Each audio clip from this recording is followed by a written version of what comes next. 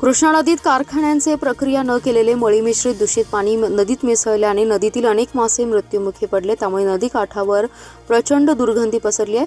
रासायनिक मळीत दूषित पाणी नदीत सोडण्यात आले, त्यामुळे पाण्याला दुर्गंधी सुटली आहे। कसबे डिग्रज येथील बंधाऱ्यापासून सांगलीत बंधाऱ्यापर्यंत हजारो मासे तडफडून मरण पावल्याचे दिसते। हजारो मृत मासे पाण्यावर तरंगत आहेत। काठावरील गावात त्याची दुर्गंधी पसरली आहे। गेल्या पावसाळ्यापासून सांगलीत बंधाऱ्याचे बर्गे काढण्यात आले नाहीत, त्यामुळे पाण्याचा प्रवाह थांबलाय। नदीत सध्या पाणीसाठा भरपूर असला तरी तो वाहता नाही, त्यामुळे त्याच्या शुद्धतेविषयी नागरिकांनी शंका व्यक्त केल्या आहेत।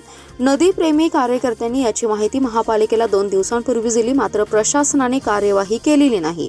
मृत मासे खाण्यासाठी नेऊ नयेत असं आवाहन कार्यकर्त्यांनी केले।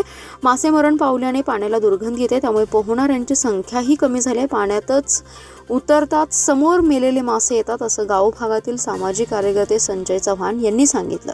संजय चव्हाण यांनी बाळू वैद्य, परशुराम शिंदे आदी सहकाऱ्यांच्या मदतीने मोठ्या प्रमाणात मृत मासे हे नदी बाहेर काढले। नमस्कार, मी संजय चव्हाण, सामाजिक कार्यकर्ता। गेले 2 दिवस नदीमध्ये प्रचंड प्रमाणात मासे मेलेले आहेत।